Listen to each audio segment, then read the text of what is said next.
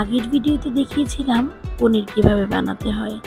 আজকে সেই পনির দিয়েই একটি রেসিপি রান্না করব। হ্যালো বন্ধুরা, কেমন আছেন সবাই? আজকে পনিরের ঝুরি রান্না করব। তো এর জন্য আমি খুব বেশি পনির নিইনি, অল্প পনির নিয়েছি। এতেই হয়ে যাবে, দেখবেন খুব সুন্দর। তো এই পনিরগুলোকে প্রথমে আমি একটু হাত দিয়ে ভেঙে ঝুরি করে নিলাম।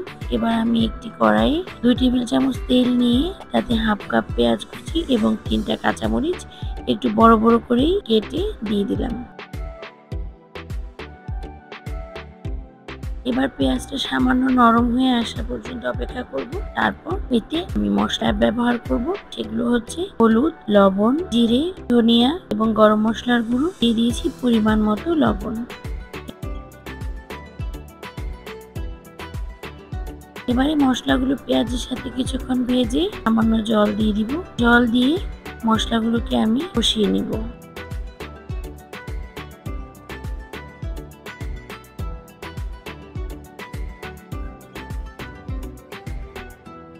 এবারে মশলাটা কষানো হয়ে গেলে আমি যে পনিরের ঝুরিটা রেডি করে রেখেছিলাম সেটা দিয়ে দিব।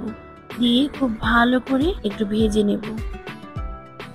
ভাজা হয়ে গেলে আমি এখানে খুবই সামান্য জল ব্যবহার করেছি। এই জলটা দিয়ে ভেজে জলটাকে শুকিয়ে নেব।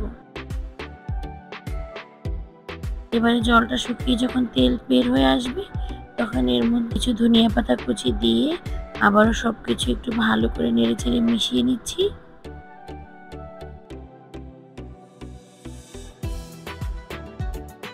এবারে 1 মিনিটের মতো রান্না করে নিলে কিন্তু আমার মজাদার পনিরের ঝুরি তৈরি হয়ে যাবে।